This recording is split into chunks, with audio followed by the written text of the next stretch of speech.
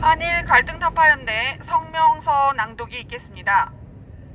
대법 징용 배상 판결은 한일 기본조약 위반이므로 정부는 국제법으로 해결해야 한다. 박진 외교부 장관이 20일 일제화 징용 피해자 배상 문제 해법을 둘러싼 한일 협상의 막판 최대 쟁점인 일본 피고 기업의 배상 문제와 관련해 우리가 양보할 가능성을 상정하고 있진 않다고 밝혔다. 즉, 정부는 일제강제동원 피해자 지원 재단을 통해 조성한 기금으로 대신 변제할 때 여기에 일본 피고 기업이 참여하는 방식 등을 현실적인 대안으로 일본 정부를 설득하고 있는데 이는 문제 해결에 아무런 도움이 되지 않을 것으로 예상된다. 한국은 이미 지난 정권에서 2차례 징용 보상을 실시한 바 있다.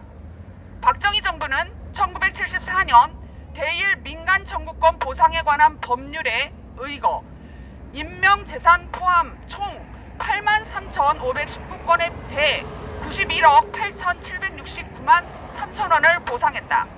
또한 노무현 정부에서는 2008년 태평양 전쟁 전후 국외 강제동원 희생자 지원에 관한 법률에 의거 조선인 출신 일본군 32,857명, 군무원 36,702명, 노무자 148,961명, 위안부 31명에 대한 위로금을 지급했다. 한국 정부의 보상 재원에 대해서는 노무현 정권 당시 민간 공동위에서도 강제징용 보상은 1965년 청구권 협정에 포함된 것으로 결론 낸 사안이었다고 밝힌 바 있다. 이는 한일 청구권 협정 제2조 1항에 한국과 일본 양체약국은 양체약국 및 그 국민의 재산, 권리 및 이익과 양체약국 및 그 국민 간의 청구권에 관한 문제가 1951년 9월 8일에 샌프란시스코에서 서명된 일본 국가의 평화조약 제4조에 규정된 것을 포함하여 완전히 그리고 최종적으로 해결된 것이 된다는 것을 확인한다는 국제적 약속에 기반한 것이었다. 그럼에도 불구하고 2018년 문재인 정권 아래 대법의 징용 배상 판결은 당시 주심을 맡았던 김능환 대법관이 독립운동하는 심정으로 판결문을 썼다는 말을 남길 정도로 한국의 사법부가 무모하게 일제하 과거사에 정치적으로 개입함으로써 오늘날 한일 관계에 참화를 부르는 결과를 초래했다.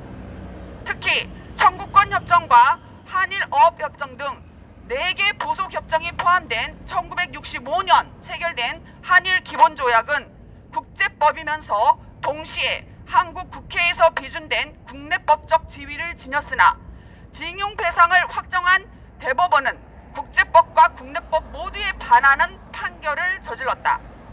이에 한일 갈등 타파 연대는 징용 배상 집행을 보류할 것과 문제가 된 대법 판결의 잘못된 점을 바로잡기 위해 국제법 관련 토론회를 제안하고자 한다. 한국과 일본 그리고 제3국의 국제법 전문가들이 참여한 공개 토론회는 국민들에게 편협한 국수주의에서 벗어나 국제적 시각을 제공함으로써 대법의 판결의 오류를 밝혀내고 한국과 일본은 물론 국제관계를 정상화하는 데 크게 기여할 수 있다고 생각한다.